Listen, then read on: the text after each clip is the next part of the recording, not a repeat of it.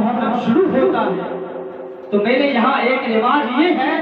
کہ جیسے ہی چاند نکلتا ہے، چاند نکلنے کے بعد گاؤں کے جو نوجوان ہیں وہ ڈی جے لے آتے ہیں، اور ڈی جے لا کر کے وہ 10 روزہ پروگرام میلاد نہیں کرتے،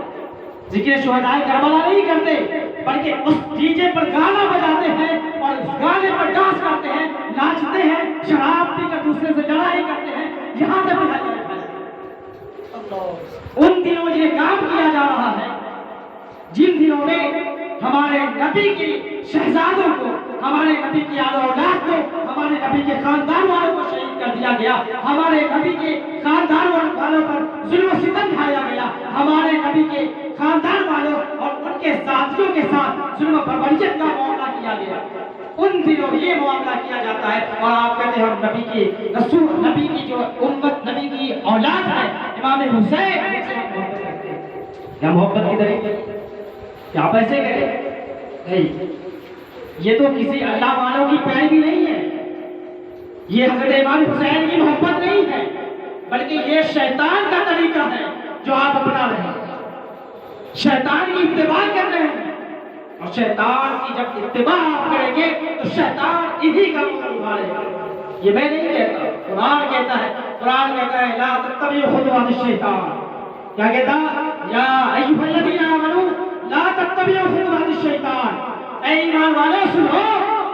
شیطان کے طریقے پر نہ چلو، شیطان کی اتباع نہ کرو، ومن یتبع خطوات الشیطان فإنہ یأمر بالفحشاء والمنکر، کہ جو شیطان کے طریقے پر چلتا ہے، جو شیطان کی اتباع کرتا ہے تو شیطان اسے بے حیائی کرنے پر ابھارتا ہے، شیطان اسے برے کام کرنے پر ابھارتا ہے، اسے برائیوں کا حکم دیتا ہے۔ ہمیں شیطان کی پیروی نہیں کرنی، کہ قرآن نے کہا لا تتبعوا خطوات الشیطان، کہ شیطان کی پیروی نہ کرو، قرآن نے کہا کہ شیطان کی پیروی نہ کرو۔ اب کس کی پیروی؟ شیطان کی پیروی میں گمراہی ہے، شیطان کی پیروی میں خسارہ ہے، نقصان ہے، تو ہم آخر پیروی کس کی کریں؟ تو قرآن سے ہی ہم پوچھیں کہ قرآن تو ہی بتا کہ میں پیروی کس کی کروں؟ تو قرآن کہتا ہے وَاتَّبِعُوا سَبِيلَ مَنْ أَنَابَ إِلَيَّ، کہنا بھائی لوگوں سنو، شیطان کی تمہیں پیروی نہیں کرنی ہے، وَاتَّبِعُوا سَبِيلَ مَنْ أَنَابَ إِلَيَّ، جو میری طرف رجوع آئے اس کی پیروی کرو، جو میرا نیک بندہ اس کی پیروی کرو، جو نیک، جو صالحین ہے ان کی پیروی کرو، جو میرے شہداء ہیں ان کی پیروی کرو۔ تو جو نیک لوگ ہیں اگر آپ ان کی پیروی کرتے ہیں تو اس میں آپ کے لیے نجات کا ذریعہ ہے۔ تمام ہے ہم امام حسین کی پیروی کریں گے جو شہداء کے سردار ہیں، تو کیا ہمارے لیے نجات کا باعث نہیں ہوگا؟ یقیناً ہمارے لیے نجات کا باعث ہوگا۔ اس لیے ہمیں چاہیے کہ امام حسین سے محبت کریں، اور امام حسین سے جو محبت کرتے ہیں، اور اس دن یہ بھی دیکھا جاتا ہے کہ آپ جو یہ سارے کام ان دنوں کرتے ہیں جن دنوں حضور نبی کریم صلی اللہ علیہ وسلم کے نواسے کو شہید کر دیا گیا، ان کے خاندان والوں کی حرمت کو پامال کیا گیا، دین کو برباد کر دیا گیا، دین کی حکومت کو بدل کر رکھ دیا گیا، دین کے نظام کو بدل کر رکھ دیا گیا، ان دنوں آپ ایسا کر رہے ہیں۔ آپ ذرا بتائیں کہ آپ کے خاندان میں اگر کوئی موت ہو جائے تو کیا اس دن آپ ڈھول بجائیں گے؟ آپ کے خاندان والے پر اگر کوئی مصیبت ٹوٹ پڑے تو کیا اس دن آپ شراب پی کر کے محلے میں گلیوں میں گھومیں گے؟ کیا دوسرے سے لڑائی کرتے پھریں گے؟ کیا آپ کے خاندان والے اگر انتقال کر جائے تو وہ آپ کا اس وقت کیا معاملہ رہے گا؟ آپ کا مزاج کیسا رہے گا؟ آپ کی حالت کیسی رہے گی؟ آپ کی کیفیت کیسی رہے گی؟ یقیناً آپ اس دن روتے ہوئے نظر آئیں گے، اور اس کے بعد آپ کا جو عمل ہوگا وہ یہ ہوگا کہ سب سے پہلے آپ اپنے مرحوم کے نام سے صدقہ کرتے ہیں، آپ اپنے مرحوم کے نام سے صدقہ کرتے ہیں۔ آپ کا جو مرحوم انتقال کر چکا ہے، جب انتقال کر جاتا ہے تو آپ اس کے لیے اظہار ثواب کرتے ہیں۔ آپ کو اپنے خاندان والوں سے اتنی محبت ہے، اور جس نبی کا کلمہ پڑھ رہے ہیں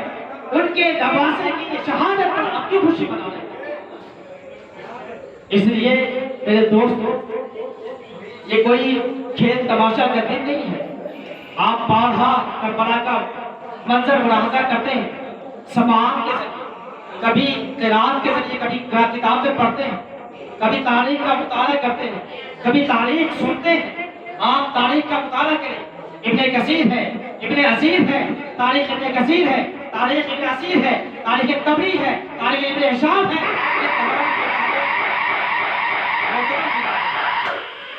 جب ان کتابوں کا مطالعہ کیا جائے تو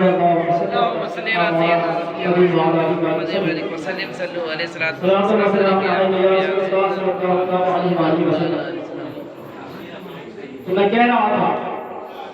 کہ آپ ان دنوں یہ خرافات کر رہے ہیں، یہ فحشات کر رہے ہیں، یہ غلط کام کر رہے ہیں، جن دنوں ہمارے نبی کے نواسے کے ساتھ، ان کے خاندان والوں کے ساتھ ظلم کیا گیا ہے، انہیں شہید کر دیا گیا ہے۔ لہذا میرے دوستو ایسا نہ کریں، یہ ایسا کام ہے کہ جہنم میں لے جانے کا باعث ہے۔ اگر آپ کو منع کیا جا رہا ہے پھر بھی آپ کر رہے ہیں تو پھر آپ کا انجام کیا ہوگا؟ قرآن کہتا ہے، قرآن میں ہے کہ شیطان نے کہا، ابلیس نے کہا کہ الہی میں تیرے بندوں کو بھٹکاتا ہوں۔ کیا کہا؟ الہی میں تیرے بندوں کو بھٹکاتا ہوں، اور قسم کھا کے کہا قال فبعزتک لأغوینہم اجمعین۔ ابلیس نے کہا اے میرے رب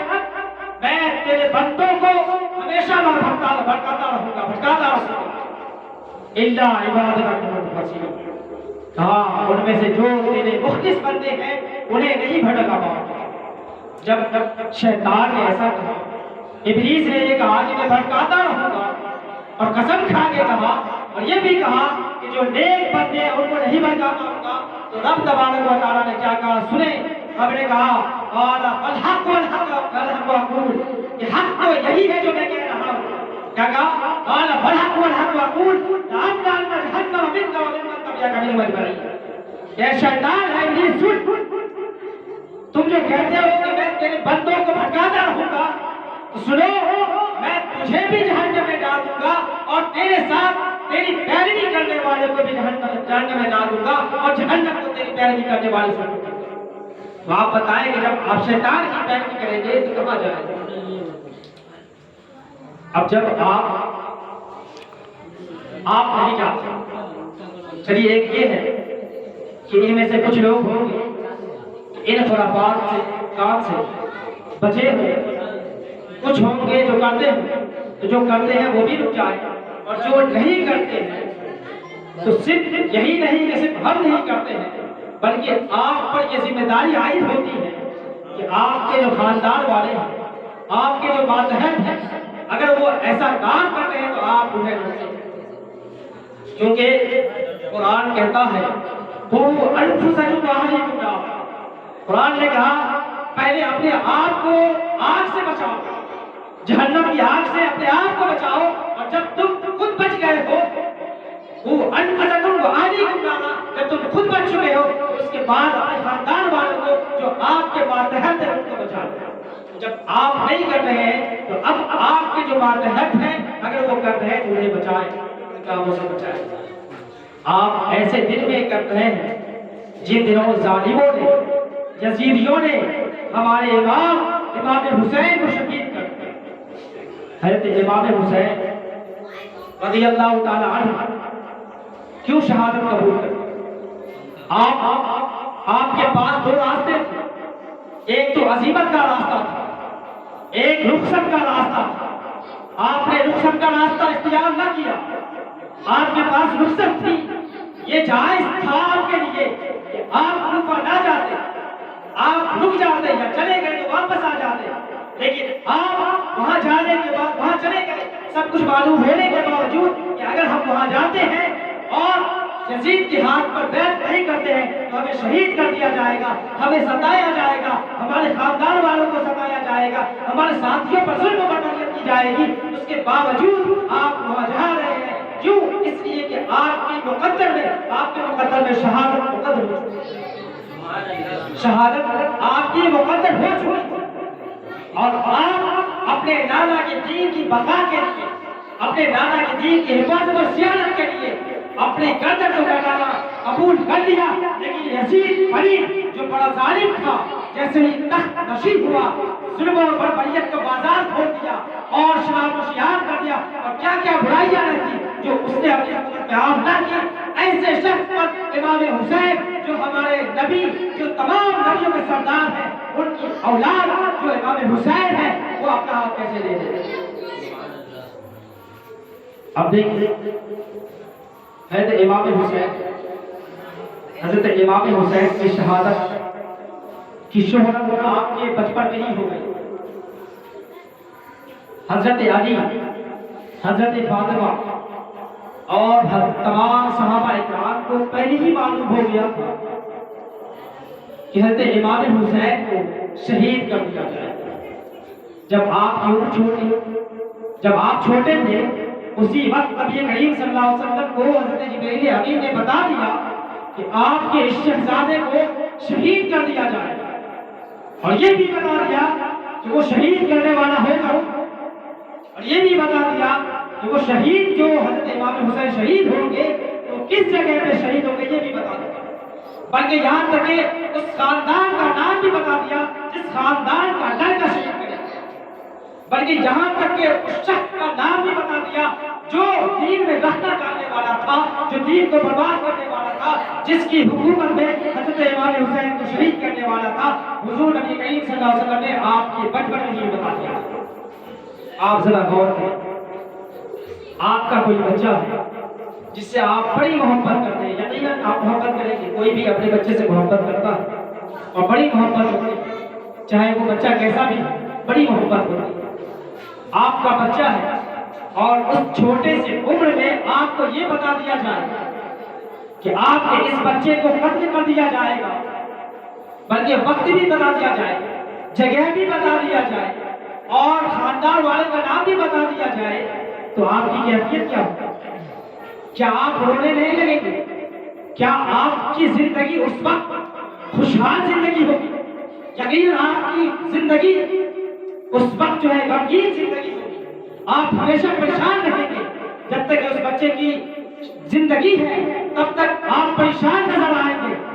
اب بتائیں اس عمر میں حضرت حضور نبی کریم صلی اللہ علیہ وسلم نے صحابہ اکرام سے بتا دیا کہ میرے اس شہزادے کو فلاں فلاں شخص فلاں جگہ پہ شہید کر دے گا۔ آپ بتائیں حضرت علی پر کیا گزرا ہوگا، ہمارے نبی پر کیا گزرا ہوگا، حضرت فاطمہ پر کیا گزرا ہوگا، اور تمام صحابہ جو اس قدر ٹوٹ کر محبت کیا کرتے تھے ان کے دل پر کیا گزرا۔ حضور نبی کریم صلی اللہ علیہ وسلم نے پہلے ہی بتا دیا تھا کہ حضرت امام حسین کی شہادت ہونے والی، اور یوں دیکھیں سب سے پہلے تو یہ بتا دیا کہ حضرت امام حسین شہید ہونے والے ہیں، شہید ہوں گے، اور کون شہید کرے گا، کیا کافر ہوگا یا مسلم ہوگا، وہ بھی بتا دیا۔ حضور نبی کریم صلی اللہ علیہ وسلم کی بارگاہ میں ام الفضل جاتی ہے، ام الفضل کہتی ہے کہ میں حضور نبی کریم صلی اللہ علیہ وسلم کی بارگاہ میں حاضر ہوں، تو میں نے دیکھا کہ حضور نبی کریم صلی اللہ علیہ وسلم کی آنکھیں اشک بار ہیں، حضور زار خطاب ہو رہے ہیں، آپ کی آنکھوں میں آنسو ہیں۔ میں نے پوچھا یا رسول اللہ آپ کی کیا کیفیت ہے، آپ کی یہ کیسی حالت ہے، آپ کیوں رو رہے ہیں؟ تو حضور نبی کریم صلی اللہ علیہ وسلم نے ارشاد فرمایا اتانی جبریل واخبرنی ان امتی ستذکرنی ھذا۔ حضور نبی کریم صلی اللہ علیہ وسلم سے جب حضرت ام الفضل نے پوچھا یا رسول اللہ آپ کی یہ کیسی کیفیت ہے، تو آپ نے کہا کہ میرے پاس حضرت جبرائیل امین آئے تھے اور آنے کے بعد کہا یا رسول اللہ آپ کی یہ آپ کے شہزادے کو آپ کی امت شہید کر دے گی۔ کیا کہا؟ آپ کے شہزادے کو آپ کی امت شہید کرے گی، وہ دوسرا نہیں ہوگا، وہ کافر نہیں ہوگا، بلکہ وہ مومن ہوگا جو آپ کے شہزادے کو شہید کرے گا۔ اس کے بعد حضرت جبرائیل امین حضرت امام حسین کی شہادت گاہ کی صرف مٹی لا کے حضور نبی کریم صلی اللہ علیہ وسلم کو دی کہ یہ حضرت امام حسین کی شہادت گاہ کی مٹی ہے۔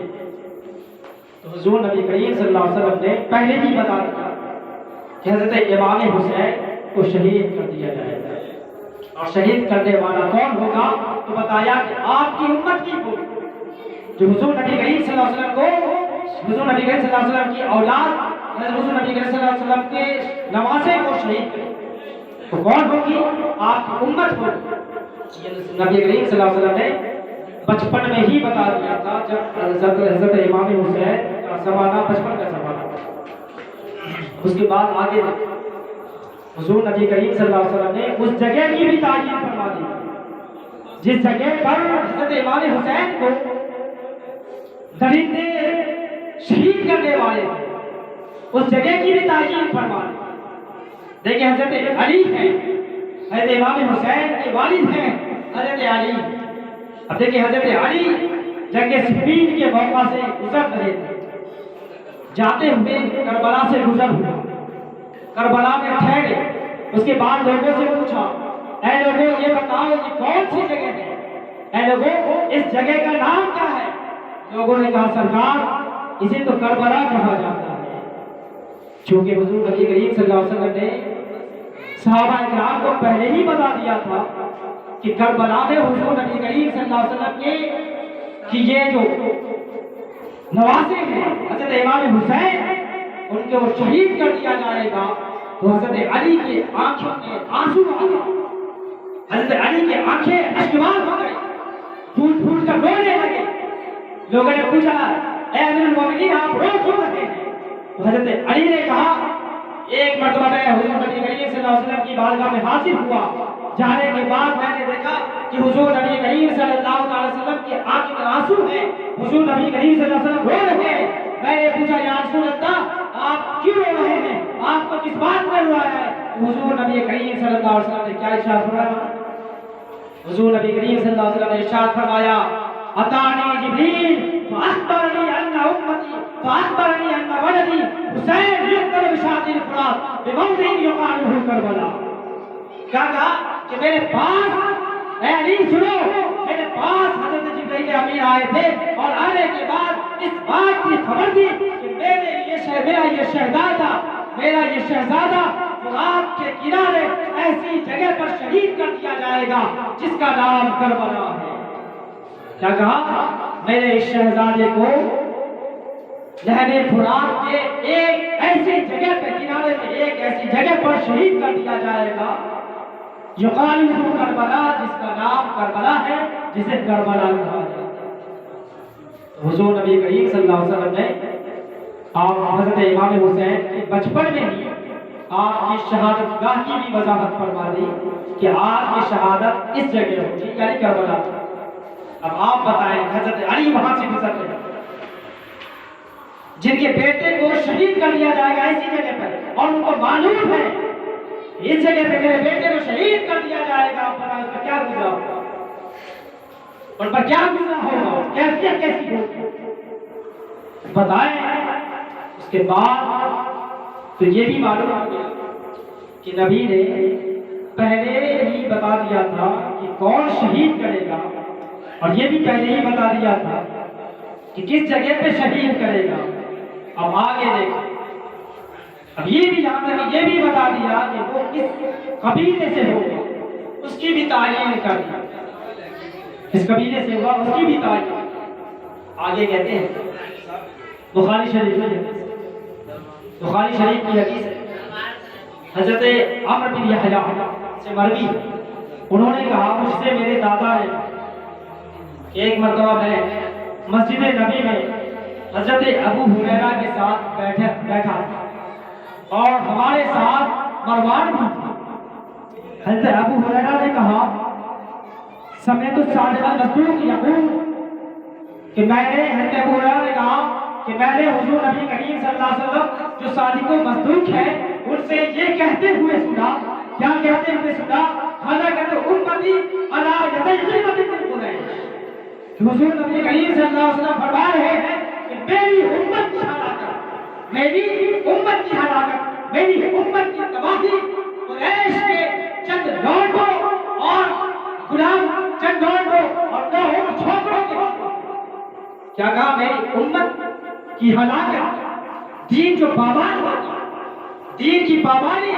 لوٹوں کے ہاتھوں ہوگی، قریش کے چھوکروں کے ہاتھوں ہوگی، قریش کے چھوکروں کے ہاتھوں میری امت کی ہلاکت ہوگی۔ وہاں پر حضرت مروان بیٹھے ہیں. جب مروان نے یہ سنا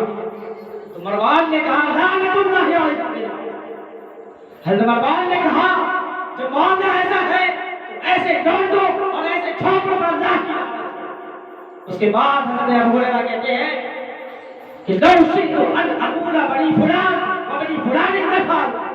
کہتے ابو ہریرہ کہتے ہیں کہ اگر میں یہ چاہوں ایک ایک شخص کا نام لے کر بتا دوں کہ فلاں شخص فلاں بن فلاں فلاں بن فلاں دین میں رکھنا ڈالے گا, دین کو پامال کر دے گا, دین کو برباد کر دے گا, دین کی حکومت کو, دین کے انصاف کو ختم کر کے رکھ دے گا, دین کے قانون کو بدل کر رکھ دے گا, تو میں ایک ایک شخص کا نام جانتا ہوں جن کے بارے میں حضور نبی کریم صلی اللہ علیہ وسلم نے بتا دیا ہے. ایک ایک شخص کا نام لے کر بتا سکتا ہوں.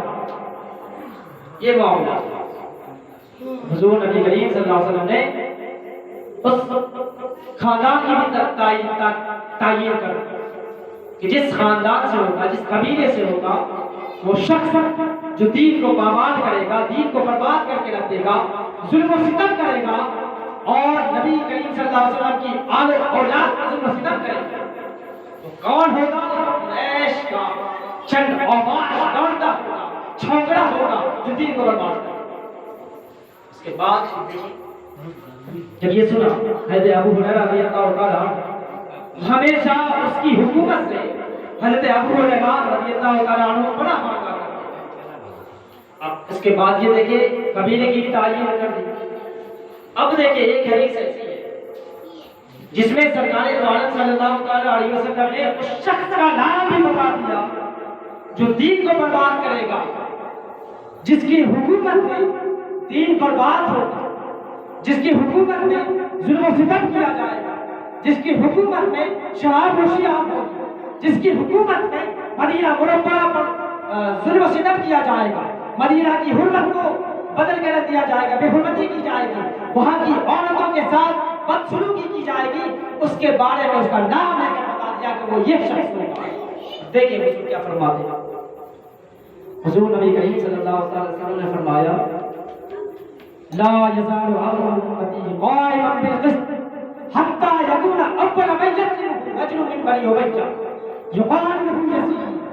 حضور نبی کریم صلی اللہ علیہ وسلم نے ارشاد فرمایا کہ میری امت کا معاملہ انصاف پر قائم رہے گا, یعنی انصاف ہوتا رہے گا, کہیں کوئی ناانصافی نہیں ہوگی, انصاف پر قائم ہوگا. پہلا وہ شخص جو دین میں رکھنا ڈالے گا, دین کو برباد کر دے گا, انصاف کا خاتمہ کرے گا, وہ شخص بنی امیہ کا ایسا شخص ہوگا, بدبخت ہوگا, بدبخت ہوگا, کمینہ ہوگا, بدبخت ہوگا, جس کا نام یزید ہوگا. حضور نبی کریم صلی اللہ علیہ وسلم نے اس شخص کا نام بھی بتا دیا, اس کا نام یزید ہوگا جس کی حکومت میں دین کو پامال کر دیا جائے گا, جو دین کو برباد کر کے رکھ دے گا. آپ تاریخ کا مطالعہ کریں, جب تاریخ کا مطالعہ کریں گے تو یقیناً آپ آنکھوں سے آنسو آئے گا, آپ کا کلیجہ پھٹ جائے گا. ان ظالموں نے ایسے ایسے ظلم کیے, اتنی مصیبتوں کے پہاڑ آئے, اتنی پریشانیاں نبی کریم صلی اللہ علیہ وسلم کی اولاد اور ان کے چاہنے والے پر کی ہے, دین کو اس طرح برباد کیا ہے. آپ اگر مطالعہ کریں گے یا سنیں گے تو آپ کا کلیجہ یقین پھٹ جائے گا کہ آپ کے دل میں حب نبی اور حب اولاد نبی ہے اور حب اہل بیت اطہار ہے, تو آپ کا کلیجہ رہ نہیں پائے. یہ ظالم اتنا بڑا ظالم ہے یہ, اس کی حکومت سے حضرت ابو ہریرہ رضی اللہ عنہ ہمیشہ پناہ مانگا کرتے, چونکہ یہ سن 60 ہجری میں تخت حکومت میں بیٹھا, سن 60 ہجری, اور حضرت ابو ہریرہ رضی اللہ عنہ ہمیشہ سن 60 ہجری سے پناہ مانگا کرتے تھے کہ الہی میں تیری پناہ چاہتا ہوں سن 60 ہجری. اب دیکھیں بخاری شریف کی شرح ہے فتح الباری, اس کا مصنف ہے علامہ ابن حجر اسقلانی. یہ کہتے ہیں کہ حضرت ابو ہریرہ رضی اللہ عنہ کہتے تھے, کیا کہتے تھے, جب نبی کریم صلی اللہ علیہ وسلم سے یہ بات سن رکھے تھے تو یہ کہا کرتے تھے, کیا کہا کرتے تھے, اعوذ باللہ من الشیطان الرجیم. حضرت ابو ہریرہ رضی اللہ عنہ یہ کہا کرتے تھے کہ اللہ کی پناہ چاہتا ہوں میں اللہ کی پناہ چاہتا ہوں سن 60 ہجری کی ابتدا سے اور ڈانٹو اور چھوڑو لڑکوں کی حکومت سے۔ اس کے بعد ابن حجر اسقلانی رحمۃ اللہ علیہ فتح الباری میں آگے لکھتے ہیں کہ حضرت ابو ہریرہ رضی اللہ تعالی عنہ جو سن 60 ہجری سے پناہ مانگا کرتے تھے، وہ یزید کی حکومت سے پناہ مانگا کرتے تھے۔ علامہ ابن حجر اسقلانی کے ہیں جو بڑے محدث تھے۔ اس کے بعد آپ آگے دیکھیں دوسرے محدث علامہ عینی، یہ شرح بخاری عمدۃ القاری کے مصنف ہیں، یہ شرح بخاری ہے عمدۃ القاری۔ علامہ عینی کہتے ہیں، اس کے تحت لکھتے ہیں کہ حضرت ابو ہریرہ کہا کرتے تھے کہ اگر مجھے جان کا خوف نہ ہو یا اس سے کوئی فائدہ پہنچتا ہو تو رسول کریم صلی اللہ علیہ وسلم نے مجھے ایک ایک شخص کا نام بتا دیا ہے، ایک ایک شخص کا، اور اس کے باپ کا نام لے کے کہ فلاں بن فلاں، فلاں بن فلاں، فلاں بن فلاں دین میں رکھنا ڈالے گا، دین کو پامال کر کے رکھ دے گا، دین کے انسان کو ختم کر کے رکھ دے گا، دین کی جو قانون ہے اس کو بدل کر رکھ دے گا۔ تو حضور نبی کریم صلی اللہ علیہ وسلم نے ایک ایک شخص کا نام بتایا، وہ یہ شخص ہے، اگر میں چاہوں اور فتنہ کا اندیشہ نہ ہو یا اس سے کوئی فائدہ پہنچا ہو تو ایک ایک شخص کا نام لے کے بتا سکتا۔ یہ معاملہ ہے، اتنا بڑا ظالم ہے یزید، اتنا بڑا ظالم تھا کہ حضرت ابو ہریرہ ہمیشہ اس کی حکومت سے پناہ مانگا کرتے تھے، اور حضرت ابو ہریرہ کی دعا قبول ہوئی اور اس کی حکومت سے پہلے انتقال کر گیا۔ کتنا بڑا ظالم تھا یہ دیکھ، یزید کتنا بڑا ظالم تھا۔ یہ جو ہے جب تخت حکومت سنبھالنے کے بعد اس نے مدینہ کے گورنر کو خط بھیجا۔ خط میں کیا تھا کہ امام حسین سے کہا جائے کہ یزید تخت نشین ہو گیا ہے، آپ ان کے ہاتھ پر بیٹھ گئے۔ اب ذرا بتائیں کہ جو شخص ظالم و جانب ہے، جو شخص بدکار، جو شخص دین کو پامال کرنے والا ہو، جسے شریعت سے کوئی رابطہ ہی نہ ہو، شریعت کو برباد کرنے والا ہو، شریعت کے خلاف کام کرنے والا ہو، اس کے ہاتھ پر حضرت امام حسین اپنا ہاتھ کیسے دے؟ وہ شخص جب تخت نشین ہوا تو وہ ظلم و ستم کرنے لگا، یہاں تک کہ مدینہ منورہ کو کی حرمت کو پامال کر دیا۔ مکہ معظمہ پر اس کے جو لشکر ہے وہ گولہ باری، یہاں تک کہ اس کا ایک لشکر خانہ کعبہ کے خلاف کو جلا دیا، وہاں کی عورتوں کو کی حرمت کو پامال کر دیا، وہاں کی عورتوں کے ساتھ بدسلوکی کی گئی، اور اتنا ہی نہیں ہے بلکہ مدینہ منورہ کے ستون میں گھوڑوں کو باندھا گیا۔ اس کے بعد اس سے بڑھ کر رات کو یہ کیا کہ 3 دن تک مدینہ منورہ کی مسجد نبی میں 3 دن تک اذان اور نمازیں بند رکھی۔ اس کی حکومت نے 3 دن تک اس کے لشکر 3 دن تک نہ اذان ہونے دی نہ نماز ہونے دیا۔ اب اس سے بڑھ کر ظالم کون ہوگا؟ اب جب ایسا ظالم ہے تو ایسے ظالم کے ہاتھ پر جو دین کا رہبر ہو، جو دین کو بچانے والا ہو، جو دین کا عاشق ہو، وہ کیسے اپنا ہاتھ دے سکتا ہے؟ جو یہ جانتا ہو کہ اگر یہ شخص حکومت کرنے لگے گا تو دین کو پامال کر کے رکھ دے گا، دین کو برباد کر کے رکھ دے گا، ایسے شخص پر جو امام ہو وہ کیسے اپنا ہاتھ دے سکتا ہے؟ انہوں نے اپنا ہاتھ یزید کے ہاتھ ملا دیا، شہید ہونا قبول کر لیا، اپنے خاندان والوں کو دین پر قربان کر دیا۔ جب تخت نشین ہوا یزید تو جب ظلم و ستم ہونے لگے تو کوفہ والے یزید سے بیزار ہو گئے، بیزار ہو کر حضرت امام حسین کو خط لکھا کہ حضور امام آپ یہاں آئے، جب سے یہ یزید تخت سنبھالا ہے ہم لوگوں پر ظلم و ستم کر رہا، ہمارا جینا دشوار کر دیا۔ اے امام آپ یہاں آئے، آپ کے ہاتھ پر بیٹھ کر، لیکن معاملہ کیا ہوا؟ جب ایسی خبر آئی حضرت امام حسین اپنے چاہنے والوں کے درمیان یہ بات کرتے کہ ایسا معاملہ ہے تو لوگوں نے طرح طرح کی باتیں کی، مشورہ دیا، تو کہا کہ پہلے آپ کسی کو بھیج دیں، وہاں کی حالات کا جائزہ لے لیں، اگر وہاں کی حالات ہموار ہو تب آپ وہاں جائیں۔ اب جیسا کہ آپ نے سنا ہوگا، ہمیشہ سنتے آئے کہتے ہیں مسلم بن عقیل کو بھیجا، جہاں ظالموں نے انہیں کیا کر دیا، سب سے پہلے تو ان کے ہاتھ پر بیعت کی، امام حسین کے لیے بیعت کی، اس کے بعد انہیں بعد میں پھر کیا کیا،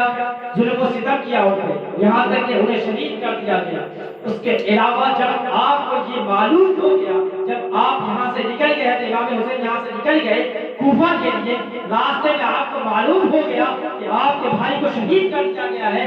اس کے باوجود بھی آپ ڈٹے رہ گئے کہ مجھے شہید ہونا گوارا ہے، میری شہادت تو مقدر ہے ہی، میں تو شہید ہوں گا لیکن دین کو ماوا نہیں ہونے دوں گا۔ اس لیے حضرت امام حسین اتنا کچھ سننے کے باوجود جہاں تک یقین ہو گیا کہ وہاں جانے کے بعد شہید کر دیا جائے گا، پھر بھی دین کو بچانے کے لیے، ہمارے دین کو، اپنے نانا کے دین کو بچانے کے لیے وہاں چلے گئے، اور جانے کے بعد خود بھی شہید ہو گئے اور اپنے خاندان والوں کو بھی شہید کر دیا، اپنے ساتھ والوں کو بھی قربان کر دیا۔ اتنی بڑی قربانی دین کے لیے، جو اتنی بڑی ہمارے دین کے لیے قربانی، انہیں کیسے فراموش کیا جا سکتا ہے؟ ان کے وفات کے دن پر ہم خوشیاں کیسے منا سکتے ہیں؟ جنہوں نے ہمارے لیے، ہمارے دین کو استحکام رکھا، جنہوں نے ہمارے دین کو برباد ہونے سے بچایا، دین کے قانون کو بدلنے سے بچا لیا، ان کی وفات کے دن، ان کی شہادت کے دن آپ کی غیرت کیسے کہاں چلی گئی ہے؟ آپ کی غیرت کیوں نہیں جاگتی؟ آپ ان دنوں کیوں ڈھول بجاتے ہیں، ناچ کیوں کرتے ہیں، شراب نوشی کیوں کرتے ہیں، اور یہ جو گھوڑوں کو یا تازیہ داری ہے وہ کیوں کرتے ہوئے نظر آتے ہیں؟ یقیناً اللہ کے واسطے میرے دوستوں ان چیزوں سے بچیں۔ یہ چیزیں ایسی چیزیں ہیں جو ہلاکت میں ڈالنے والی چیزیں ہیں۔ اس لیے ہمیں چاہیے کہ حضور نبی کریم صلی اللہ علیہ وسلم کی آل و اولاد سے محبت کریں، کیونکہ انہوں نے ہم پر اتنا بڑا احسان کیا ہے، کبھی احسان چھپا نہیں سکتا، اور یہ ایسا احسان ہے کہ فراموش بھی نہیں کیا جا سکتا۔ اس لیے ہمیں چاہیے کہ حضرت امام حسین سے محبت کریں، ان کے خاندان والوں سے محبت کریں، نبی سے محبت کریں، ان کے آل و اولاد سے محبت کریں، اہل بیت اطہار سے محبت کریں۔ جب ہم ان لوگوں سے محبت کریں گے تو ہماری دنیا بھی سمجھ جائے گی اور آخرت بھی سمجھ جائے گی۔ لہذا بس اتنی ہی التجا ہے، گزارش ہے کہ جتنے بھی خرافات ہو رہے ہیں ان سے دور رہیں، اور جہاں تک ہو سکے نیک عمل کریں، اور